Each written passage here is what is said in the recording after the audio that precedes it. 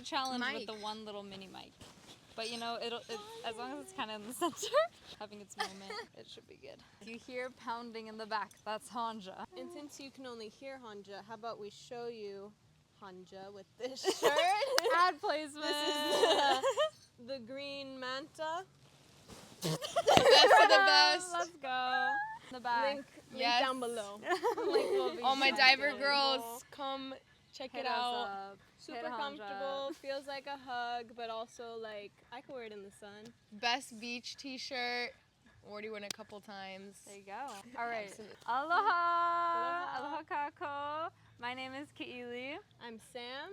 And this is Wata Wahine World. Woo! We have a very special guest here today.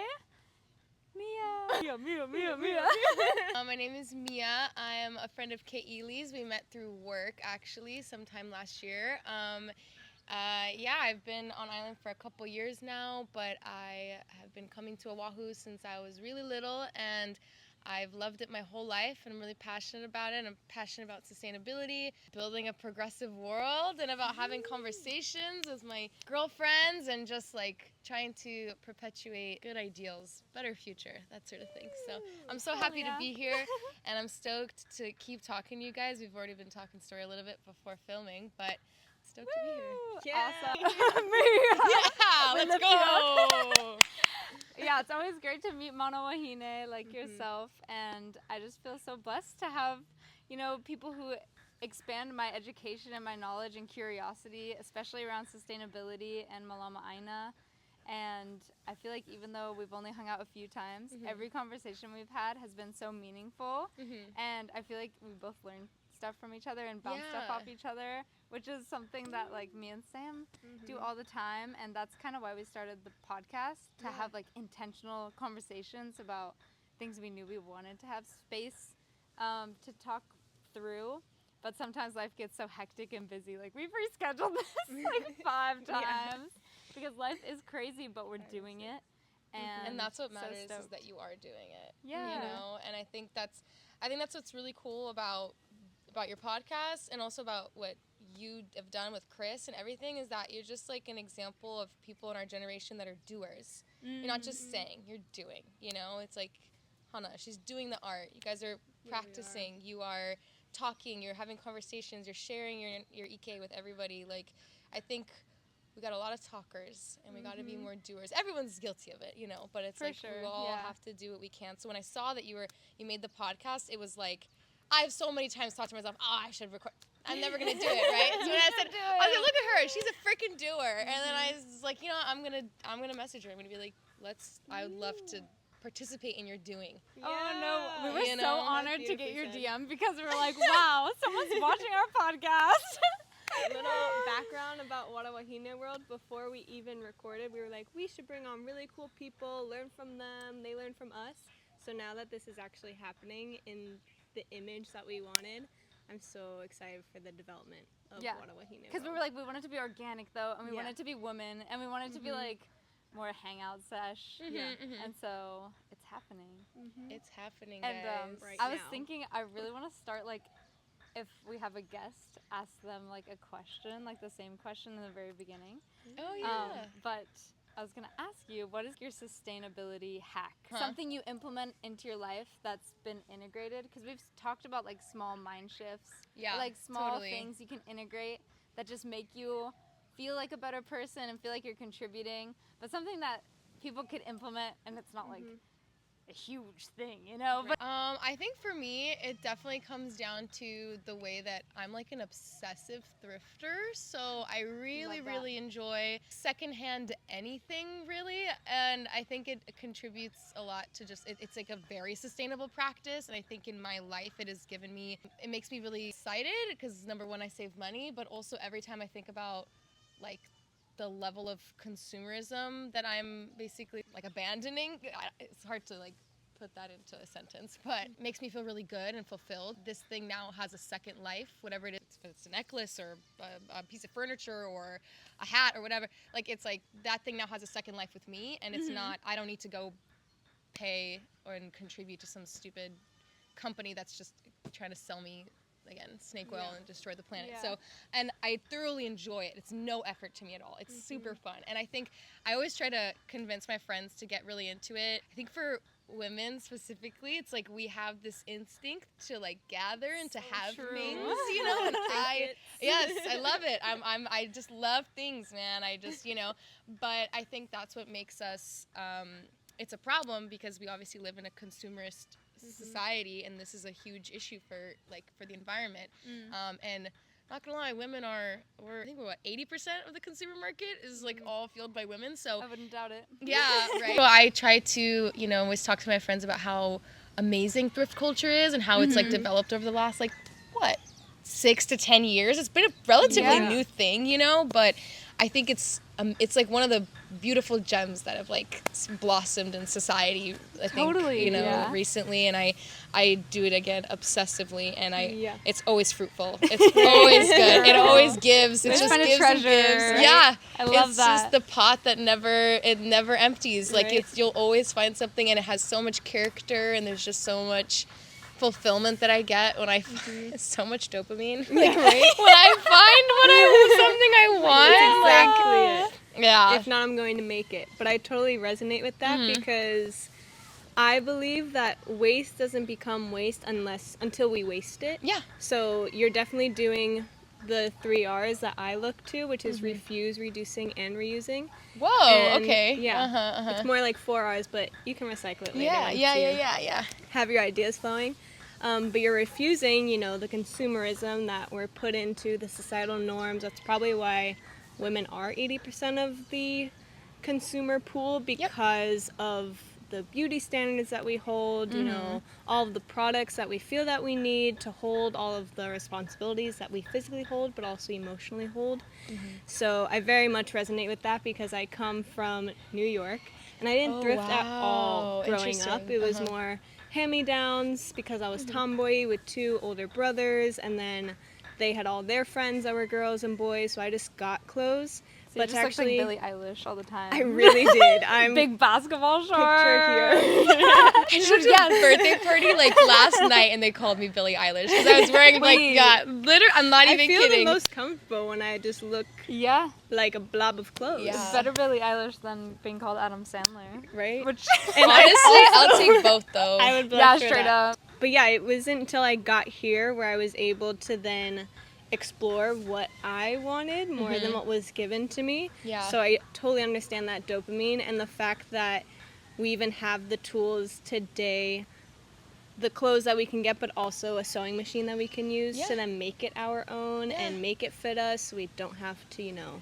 keep throwing away or keep getting. Yeah, absolutely not. And if anything, you can find far more beautiful things that I've found, you know, that are pre-owned, and it just introduces such a different.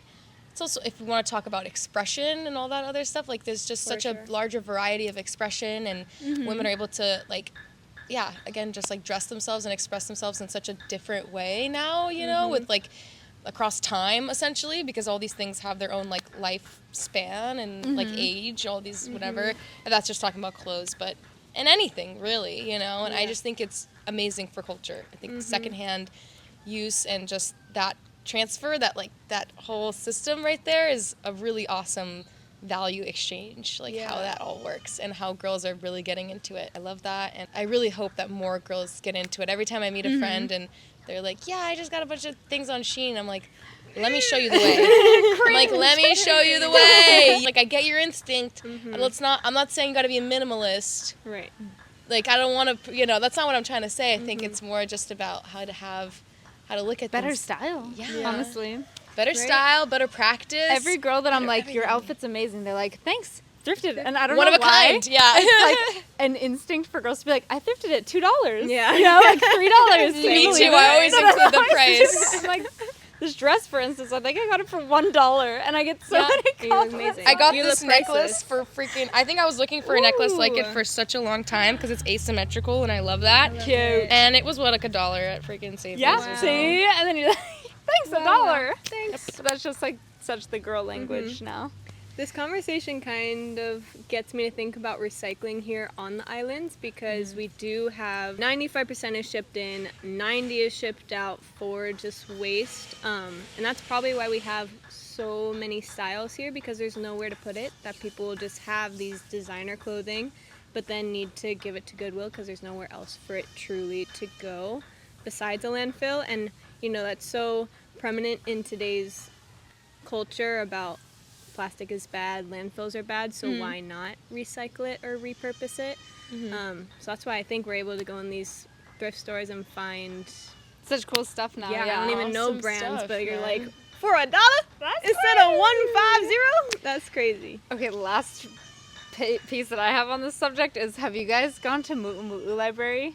No, but Have you heard of it though? so many of my coworkers go Oh there. my gosh. It's like a library of vintage mu'umu'us, which is like Hawaiian dresses that me and Sam were wearing in the last episode.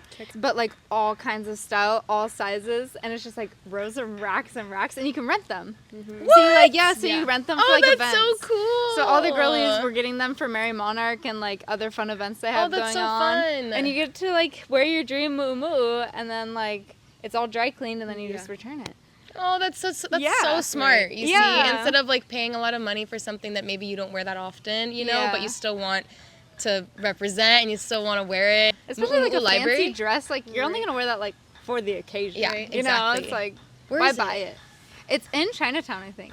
Ooh, Yeah. I love They that you do bring have it some up cool stuff because over there. the coworker that told me about it, she's always wearing our work shirts. Uh-huh. And so I walk in one day and she's wearing this full on like neon bright pink and then red combo, and I'm just jaw to the floor, and she's like, I'm wearing it to my birthday, I'm wearing it to this picnic, this potluck, and I'm returning it next week. And I was like, there you go. this is amazing. It's so It's just cool. your uniform for the week. Really? So did you That's rent really a bunch of them when you went to Merry Monarch? No, I haven't done it yet. Oh, I did my own Mu'umu'u library for Merry Monarch. I asked all my friends, I was like, you guys get Mu'umu'u? Yeah. I kind of actually just told them I was going, and they were like, you have to wear this.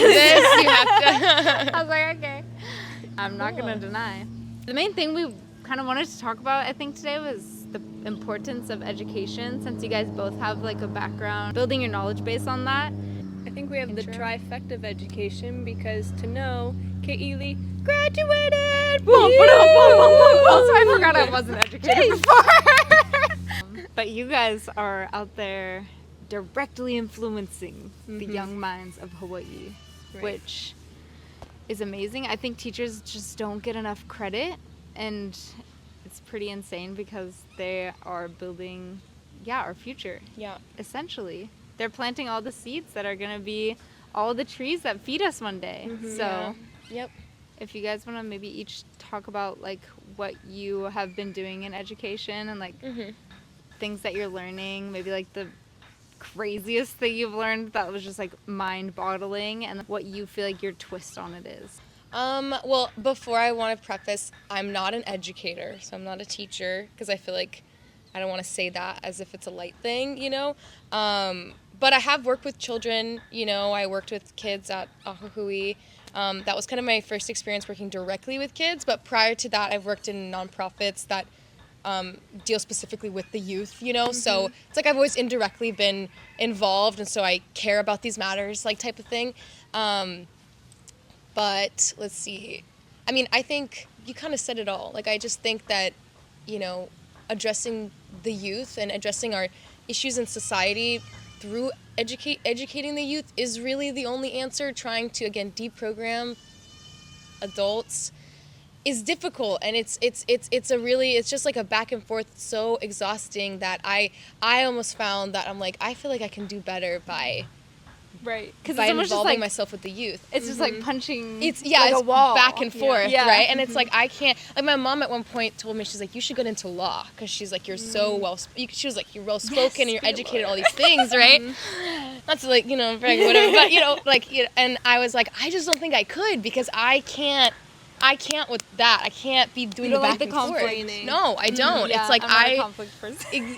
You're not, or you I are. need to learn how to be. I'm really bad with like conflict and confrontation. Put So that it's foot down. like, even break your toe if you Sorry. need. Damn.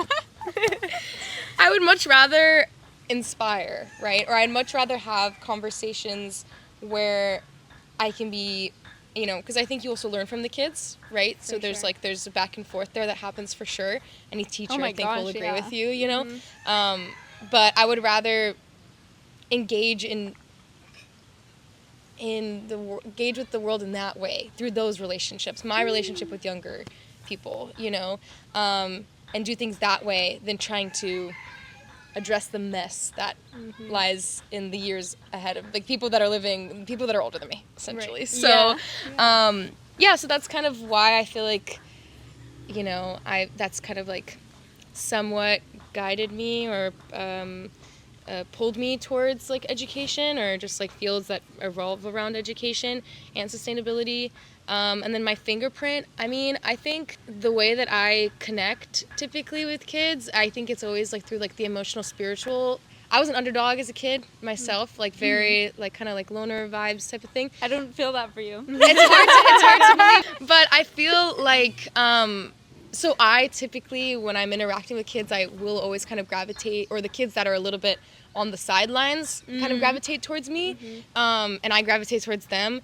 And so I guess and I think the reason for that is because I think I connect a little bit on a deeper level with people in general. Yeah. And sometimes kids are not super comfortable with that, but a lot of times kids that do, I think, exist on the sidelines, they have a internal dialogue or an internal something internally that's actually quite loud, and it's louder than you think. And so I think I kind of connect with them in that way, and then a lot of times there's like a bond that's formed or a connection or something like that, where then I can kind of try to translate some of my experience, or my Ike to them, and have conversations with them and that sort of thing. So I think that's like my little like special, like, I don't know, fingerprint, I guess, as you say, like when it comes to education and kids and that sort of thing. I love that. So your mom is correct. Very communicative, very well spoken. Thank you. So that was sweet. beautifully said. And I truly believe that within education, that emotional bond and that, kind of,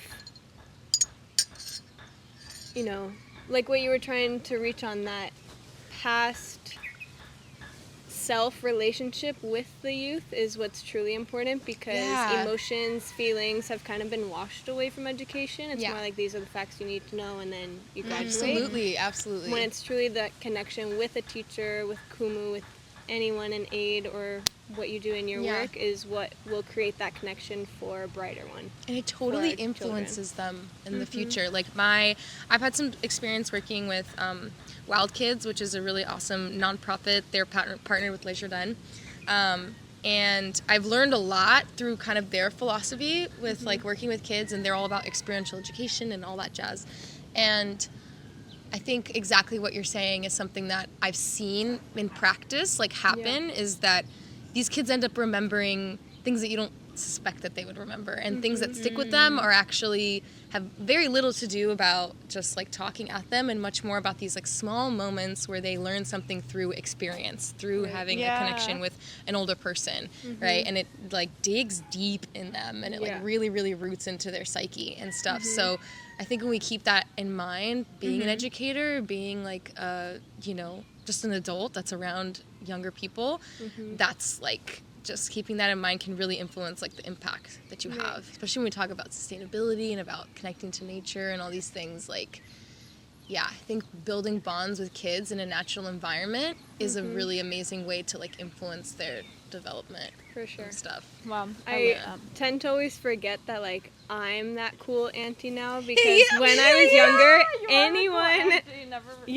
anyone who was older than me, I'm like, oh my god, they're so cool, like I want them to like me, I want this relationship. And now like I give that to everyone that I come across, but I forget that like I hold that amount of respect too, and power. Power.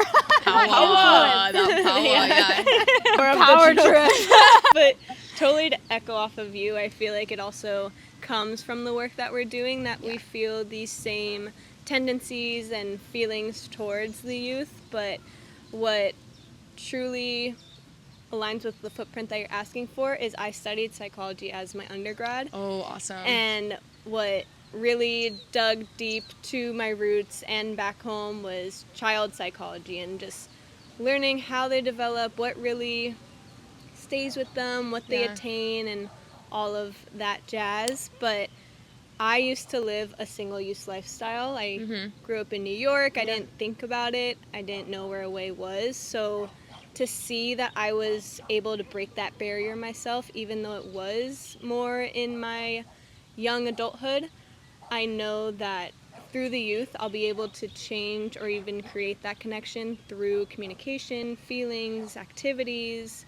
relationships, than I would, kapuna, because it takes a lot more than just a conversation to change someone's lifestyle. Totally. Then in order to start young is where the true change would be. So I believe that's what drove me to it all. And I also have that inner child within me that I know is and I feel that connection with them. Yeah. Because you're almost like rewriting your own history in a way. I totally...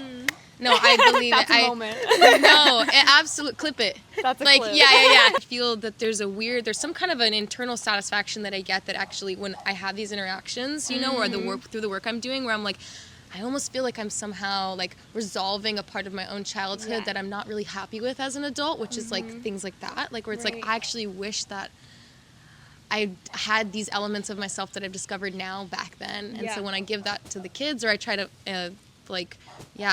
develop that within them, it's like, oh yes, like there's this, and that's the sauce, man. Like that's what people, that's the sauce, So like true. that's like inspiration, man. That's like what fuels people like to do anything. That's passion, Or it's even seeing that enlightenment being developed through what you're saying. You're like, yes, that's exactly what I experienced. Now I know how to like go about it better as a mentor.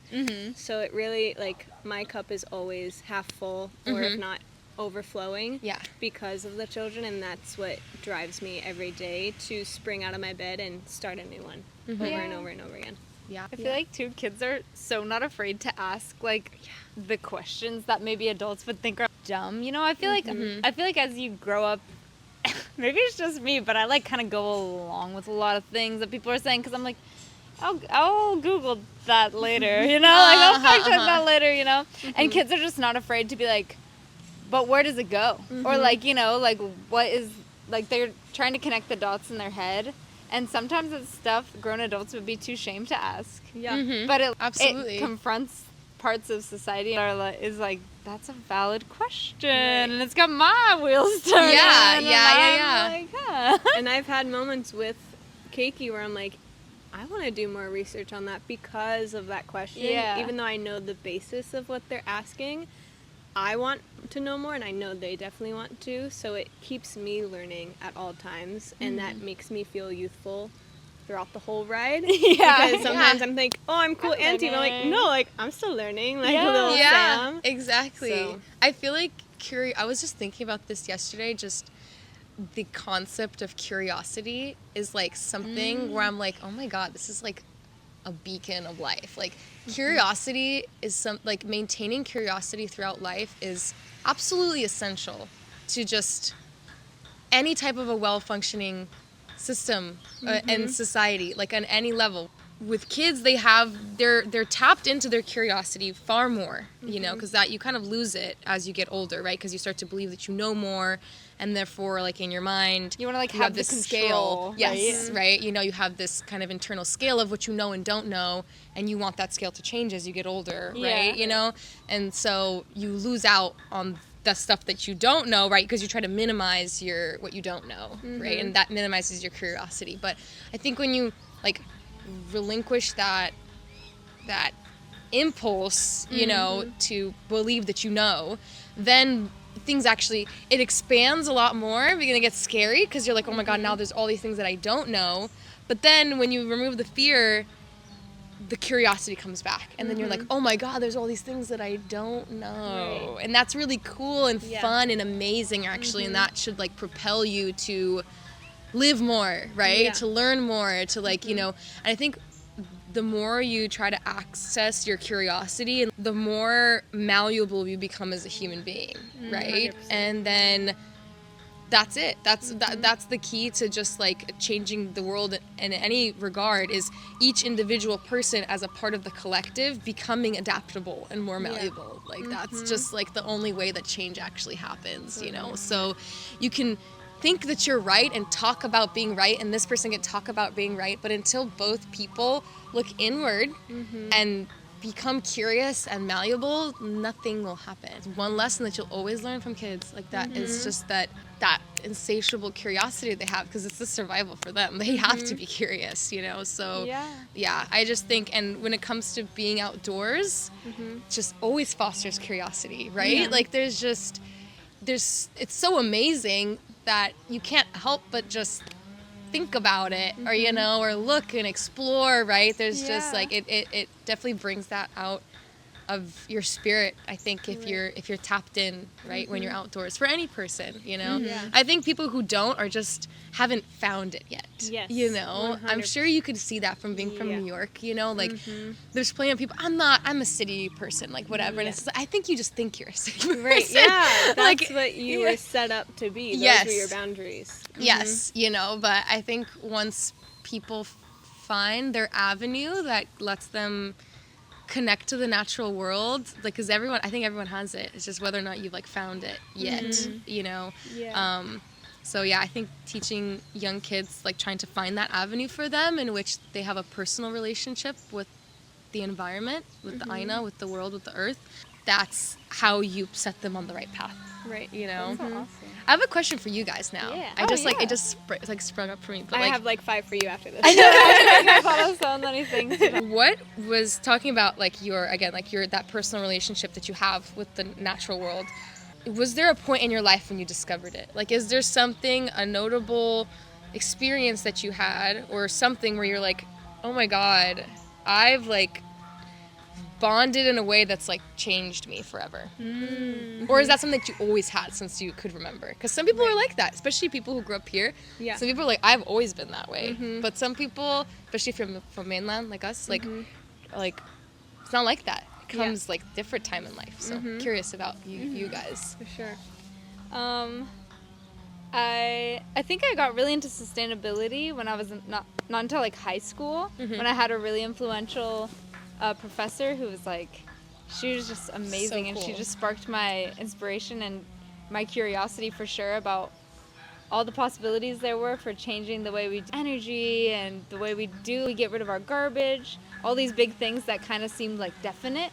She was like, no, there's so many ways. I think it just like opened my mind. But I feel like I've always been really connected to the natural world, just because like my parents were really into surfing my whole life, so I was always at the beach like a lot. Like they would just like plop me down on the towel and be like, all right, we're going surfing for like 4 hours and we'll be back. And so I would just like wander through the beach, you know. They're like don't dig in the drown hole, and don't, like, you have a couple of rules. deep in the tide pools, like butt naked, you know. I would even like, when I was like in my backyard, I would like capture black widows and like bring them to my mom, and she'd be like, get it out of the house. But I just always felt like I was friends with them. Like I felt like they were my friend. And that probably made me like seem like a weirdo, and they probably thought I was possessed, but By the Black Widow. I always felt like really connected with like, especially animals. I don't know why, like when you're a little kid with animals, you just feel like you're like on this spiritual bond with them. Because fear is conditioned. Yeah. It's not something that you're really, I mean, to a degree you probably are, but like it's not something it's something that you inhabit later, the otherness. That's something that happens like later in life. And I think when you're young, you don't understand otherness very much. Yeah. You don't even know yourself. So you're just like, I'm you're just an animal, another one of these. I'm a this. And yeah, exactly. Like we're both walking in this field. So technically I am you and you are me. Like, you know, type of thing. Just observing them. But yeah, how about you, Sam? Well, we brought up the octopus before. The octopus Can't go story. back down that road. We don't got enough towels. There is an octopus on this towel, so beware. I really love octopus. I believe it. Since you asked that, and also as I was thinking while you were telling your story, I grew up in New Jersey, so I keep saying New York so people don't ask me about Snooki or how to say coffee or those things. But I grew up in suburban New Jersey, and there was a little forest right by my house.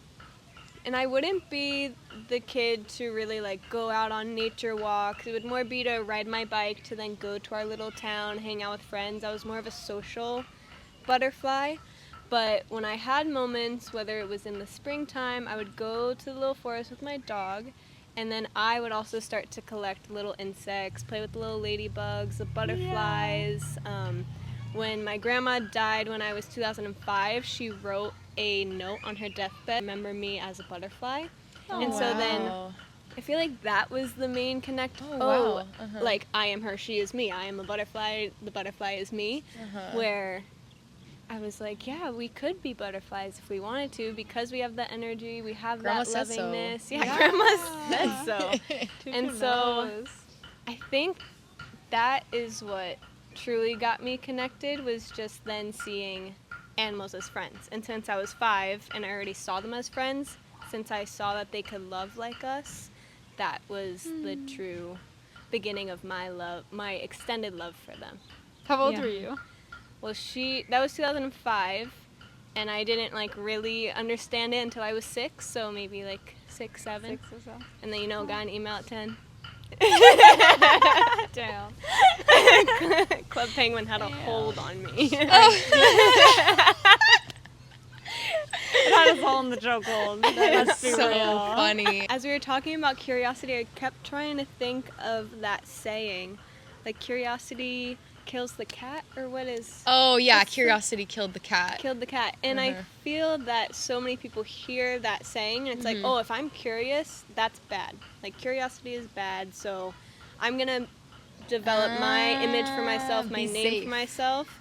And if anyone were to question that, or if anything were to question that, I'm going to reject that, because I've reached this milestone where, you know, kids aren't bullying me, or I'm not being questioned. I'm somewhat being respected in my field of choice, that if anything were to contradict that or question, I could dismantle my whole my whole thing. And so I feel that that's why so many people, you know, choose not to learn more as they grow up, unless it's in the path that they've chosen. That it aligns with everything that they already know.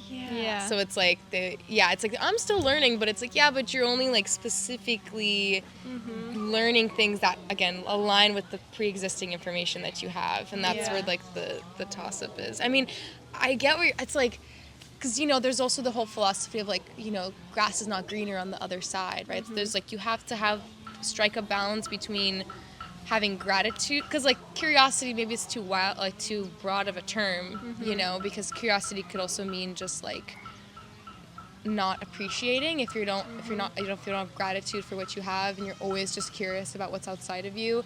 That's a bad quality, right? And maybe that's how people like philosophize it in their head, you know, but I think it's probably a balance of both. It's probably like equating appreciation with curiosity. Like you have to have them together in order for it to be like healthy, right? It's like always appreciating what you have and what you know and who you are because of it, while simultaneously always being curious for what you don't know and what you're not, right? So it's like, I don't know. I love that. That was really well said. Yeah, Mia's mama, like, come on. Yeah, you know, let's get your mom on the podcast. You know what's funny? It's me and my mom and my dad. We're not even first English speakers. I was born in Serbia, so I'm originally from Eastern Europe. Yeah, my whole family. What language do you speak? Serbian. Serbian. Yeah. It sounds like... No, it's okay. It's okay. It's a really tiny country, and it wasn't even a country until like 40 years ago. Before that, it was like Yugoslavia, so that was... Anyways. Wow. But can you say something? Does it sound like Russian? Yeah, it's like Slavic. Yeah. Oh, wow. So it sounds like Russian, sounds like Croatian, Bulgarian, all that. But yeah, so they don't even... Like, both my parents have very, very heavy Slavic accents. And Serbian was my first language. English is my second. But I don't know why I'm such a good talker. Yeah, I just keep on doing it, and it comes to me. My auntie Vanessa, I told her I was going to be on a podcast. She was like, oh my God, yes, you should be on a podcast. Oh my gosh, I don't even think I had ever even heard anyone speak like Slavic before. I hooked up with this guy who went there for like his mission and Oh, what? Is he a say Mormon? something to me. I was like, say something in that language, and just not expecting it. Because it's And I not was, like, sexy at cracking all. up. It's not bedroom That talk was my for own sure. awkward. What is that? I'm incompetent. Talk to me I like just one of don't your know. French I'm girls. just stupid. But I kind of want to reflect the question back to you. Okay, uh-huh. Like, when was that awakening for you in the sustainable realm or just to nature? Because you said you were from the mainland, so. Yeah. I mean, I think from a pretty young age, like, I was always really curious. Like, I was just, like, always wanted to know more about everything. And I definitely being a little bit, coming from a different country and, like, not knowing the language and then having to, like, I was also, like, super different culturally. Like, very, very different culture system. And just, like, so it was very shocked to me, even up until I was, like, 10, probably.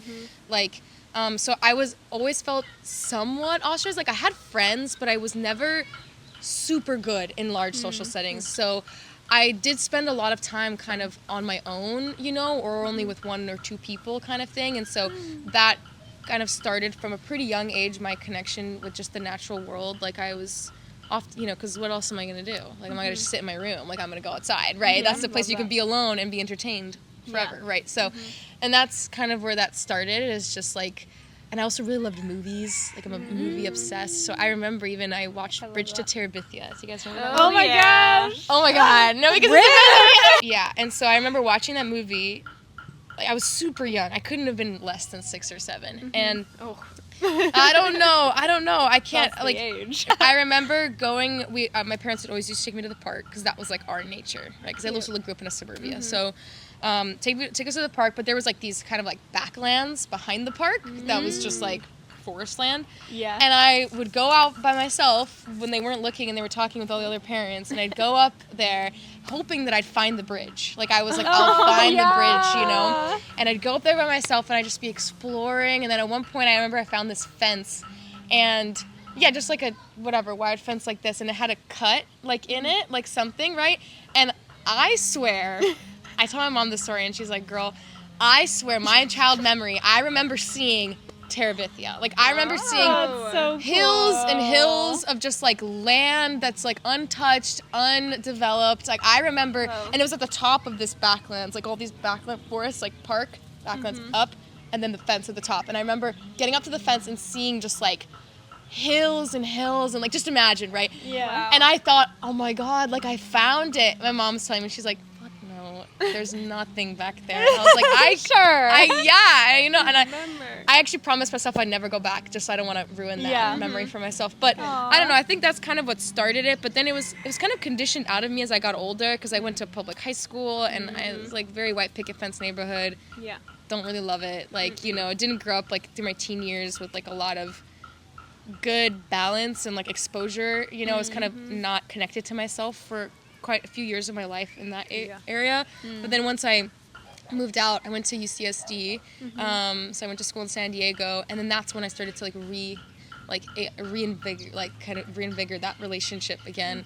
I was hiking like obsessively and like going on the same trail just like all the time, over and over again, and like learning the trail, learning the rocks, like learning everything that I'd see on the trail, like it just, and that's kind of what got me into this deeper connection where it's like, this is something between just me and the world around me, like the, you know, my environment, you know. And then that definitely fostered into, once I came to Island, I was like, oh my god, this is what I've wanted my whole life. Like, I was like, yeah, because when I came to Oahu, I was like 10 for the first time with my family, and we became obsessed. Like, it was like I was like, oh, this is everything that we've been looking for that we haven't found on mainland, like for ourselves. Like, we don't feel like fish out of water here. We did over there. And, you know, but we couldn't really afford to like move out here and do all that. So it was just like trips over and over and over and over again, to specifically to North Shore, until I finally had the freedom to come out here on my own. And then it was like, it all made sense. I was like, yeah, I was meant to be here. Yeah, it all clicked. So yeah, grateful for it, the whole experience, even though I didn't get to grow up fully like in it, because now I feel like I have a good understanding of how important it is, because I've been without it. Right. Yeah. and with it, you know. I want you to know I teared up through that. Are you serious? Your words hold a lot of depth, but they're also able to be generalized to other people to connect to it. Thank you for sharing that. Yeah. Especially being away from yourself for quite some time, because I related to that, where I was trying to be someone else that it Yeah. wasn't until I came here and did a beach cleanup outside of myself where I was like, wow, that was like crack cocaine. I'm hooked on that. Absolutely, and thank you for sharing too, because I haven't heard a story similar to mine typically. Like, you know, I feel like usually a lot of my friends are local, and like I usually feel like the one who's like has a completely different story, and they're like, oh, that's cool, blah blah blah. But I feel like you have a similar story to me, where it's like you are clearly a very passionate person, and you're clearly like here for the right reasons, and you really want to like learn more and be more and like grow into yourself here. Even though that's not what you necessarily come from. And that's exactly how I feel like that I am too. And it feels validating to hear you talk about it. Because sometimes I feel like I'm the only one. Sometimes I feel like I'm the only one who, you know, has that background or perspective on it. So And that it's awesome. also comes to so many topics, even outside of sustainability, where you think you're by yourself and going through all these things by yourself, but there's other people out there on this big world, but little small pebble in outer space that are doing the same stuff as you. Yeah, and I think that's super important for kids, and for, I think more than anything, I think for emotional health with kids, spiritual health. Like we were talking about, we were watching this video by this guy, Derek Jensen, who I love him. He's really, really cool. He's like an ecologist and economist and a professor, I think, in indigenous philosophy, and please go look him up, because I really want more people to like listen to his stuff. Like, I just love him. Find Derek. Yeah, find Derek. Derek, if you're watching this, I love you. Please respond to my email. Yeah, please respond to my email. When did you send that? Years ago. He was just talking. He was just talking about how youth in the modern world, there's obviously a lot of turmoil happening, right? And we don't know what's going on. Suicide rates are up. Obviously, you know, kids are dysregulated. Standards are not being met, right? Literacy is down. Yeah. There's serious issues. Like, why? Why is all this happening, right? And it's like, you can say, oh, it's tech, oh, it's this. You can look at the things that are causing the problems, right? And they are, you know. But I also think, and what he believes, is that there's an internal, these are all the things that are there to kind of mess with the system, but there's a problem underlying, and that problem is that kids aren't connected. They're not tapped in. They're not, because the nature regulates. That's like part of its biological relationship with us, is that it regulates our emotions, and it regulates our hormones and all kinds of things, you know. And when kids aren't really tapped into that in like a very regular way, like they're consistently interacting in a deep and personal way with the natural environment, then they're not getting that regulation. They're not, and they're developing without it, and that's making them so much more susceptible to all of these, right, tricksters, whatever you want to call them in society, right, like social media, tech, drugs, video games. You can think of anything, all these vices, right, that we live with. Internally, they're not at peace. They're you not know? being, They never satiated. had that alone time. Yeah. We've talked about like this disconnection with the natural world, and maybe even with each other, and our own connectedness with nature and animals and just our space, and then also just being curious with that interconnectedness and how we can become more a part of it and not feel so separate then. And then we also talked about just the importance of integrating that into school systems and education. So how to get like especially young minds integrated, because sometimes it's hard to get to the parents of the older generation, or even people our age, like in their 20s or 30s, because they're pretty set in their ways at that point, that sometimes it's easier to get to their kids, and then the kids can influence them. Yeah, Honestly. Children. It happens that way, I bet, yeah. But I'm curious to know if you guys have any like things that you've noticed specifically, like techniques or like tools maybe that other educators, because we're all educators if you think about it, if you have like a young person in your life, it's kind of your kuleana, your responsibility to be a positive influence to that individual, because they're going to be consequence of whatever they're surrounded by, like whoever their society is. So you want to be a good role model because they are going to look up to you, like you said. So, like, do you guys have any tools for all of us to put into our toolbox for the youth, but also just for, like, our community at large to help them get reconnected, avoid the tricksters, and get more rooted and get connected again? And staying curious. Yeah. The way that I go about it is I'm always sitting with third grade Sam, because third grade Sam is when she became most attentive to what was happening not only inside of her but around her. And Interesting. you know, like I feel like bullying. third grade was a big year for me too. Right? I don't know why I always go to third grade. It's always That's third so How old grade. is third grade? It's like to 8. 8. Yeah, and so that was when I was becoming so aware outside of myself, but also inside myself, because bullies started to happen and many other factors of life.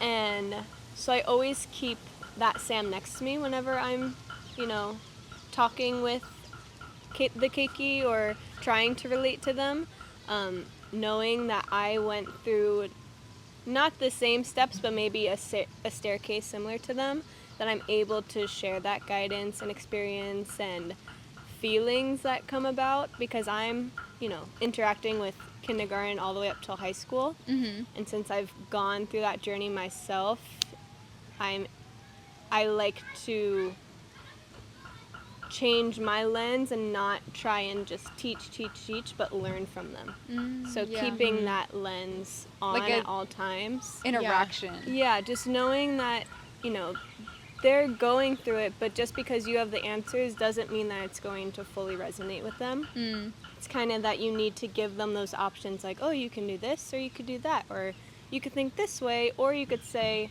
or not. Like, kind of light the path, but don't be pushing. That's how I go Something about you it. just said really stuck with me, and it's that you, like, reach for your third grade self. Like, I think that's so beautiful. But I am curious because, like, I feel like I would love to do that, but I'm not as connected with my third grade self as I'd like to be. So how do you do that?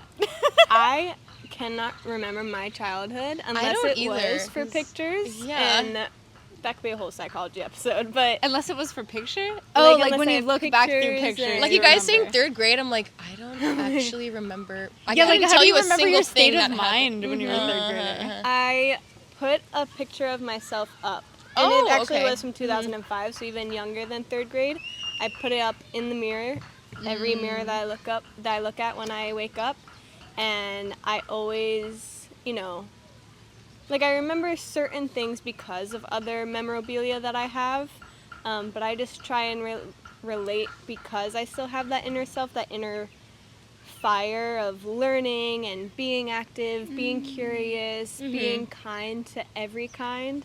I know that she's still in me, and you hold all your past selves, that I'm still learning how to go that far back. But, you know, I just look at her and I'm like, how would I treat that little girl right now?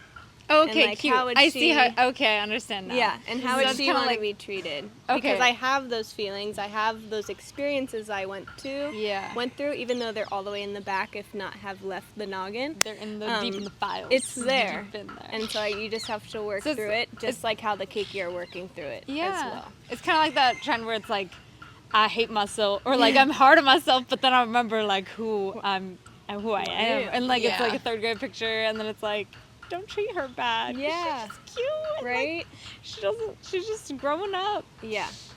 Yeah, I mean, I similarly to you, I definitely, when it comes to the kids, like tapping into the part of myself that still lives in me, that is childlike, you know, and I let them kind of bring it out of me, you know, and I think that helps me relate. I think with kids, the best thing to do is relate. The further you try it, the further you like get from them in terms of like authority and stuff, is like the less you connect. I think the closer that you can get to them, like level with them, that's where you'll have the most influence. You'll get that direct like impact on them.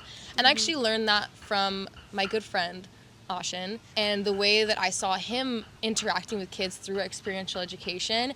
And just like the way that they're so attuned to him is what was wild to me. I'm like, they're following him around like he's God. And I'm like, how is he doing that, right? And then I kind of start to see that it's actually because they're bringing out a childlike version of him, right? Yeah. And then as that comes up, they see themselves in him, but through a different lens. Like they Right. see themselves in him as an older version, obviously. They still see him as an authority figure, but they're able to connect to him in that way.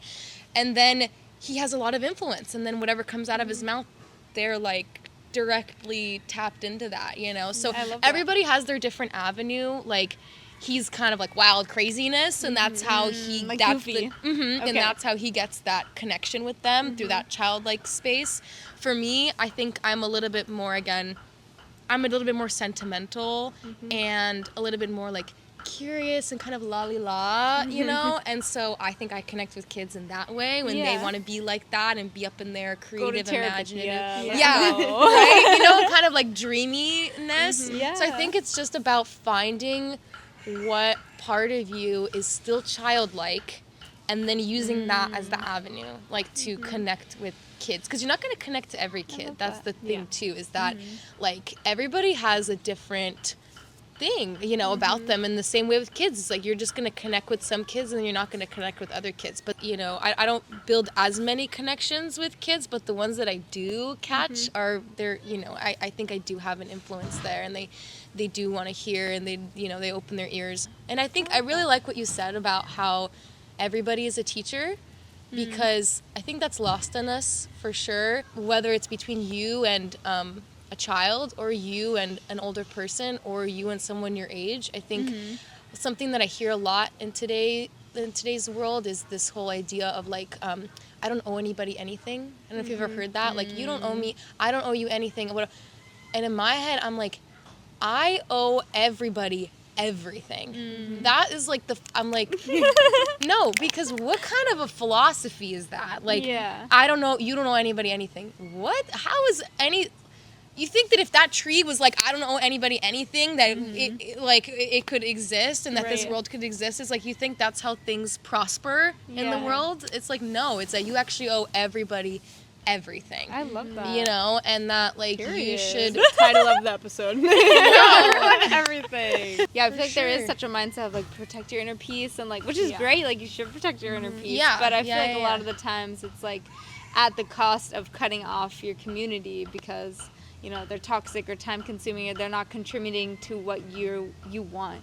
You know, Yeah, like if somebody yeah. doesn't have something you deem valuable or like aligned with you, exactly. then you're like, all right, goodbye. they're dead to me. Yeah. But it's like they're still like your That's neighbors. not fostering community. Yeah. No, it's not. And I think everybody should be a student. Everyone should be a teacher. So it's like, Amen. you should teach other people the ways in which you have become successful, you know, and feel that you've grown. And you should also learn from them in the same way. Like, whether you're in a romantic relationship, a platonic relationship, work, child to authority, like any type of connection that you make with a human being is like, just like have to open your mind more, you know. And I think nature teaches us that, which is what's really awesome, you know. I always say, like, when you're there's no other place to be when you're in the wild.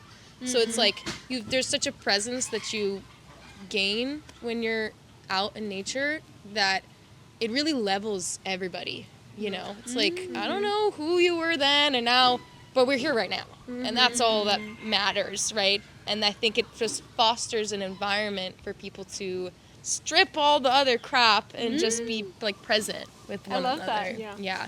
I want to point out, and maybe we'll see it in our editing, but when we started this episode, the Malco was fully covered with clouds. And now, obviously, the clouds have subsided. And that's exactly how I felt sitting down. I was like, there's so much to talk about. I don't know what routes, and like in an exciting perspective of it all, but I was like, oh my god, there's so much to cover. Yeah. And now, like, this is my favorite episode so far. Now it's like, wow, I feel like we're really going to make an impact here. Like, we're very intentional throughout this episode and with each other, that I'm hoping this is spread out to the wider audience, and they, you know, either talk to us more about it or just talk with their friends more about the topics that we brought up Yeah. and feel a lot more free. Yeah. Aloha guys, Ka'ili here butting in. Sorry for interrupting. I thought this was a good place to jump in and split up the episode into 2 parts. Our conversation with Mia was spectacular. We were like 2 hours deep, and I just can't handle when podcasts are that long. Also, sorry about my sunburn and my eyes. My pterygium is crazy. I just went surfing for like 3 hours and I look like a freaking tomato. I hope you guys enjoyed this. Please share if you know anybody in your community that you think would vibe with us and the things we're talking about. I hope that this got you thinking and that we kept you good company on your lunch break or your drive to work. We will be releasing the other half of this episode next week. I'll try to have it POW by Tuesday, all done. Sorry for the breaks in between episodes. I'm trying to like do homework and work and this, and life just gets crazy. So, yeah. But I love you guys. I'm gonna lay in the grass for a little bit before I get back to editing. I know you guys understand. But yes, let us know what you thought of this episode and anything you guys want to talk about. Love you guys so much. And in case nobody told you today, you're awesome and love you. Bye.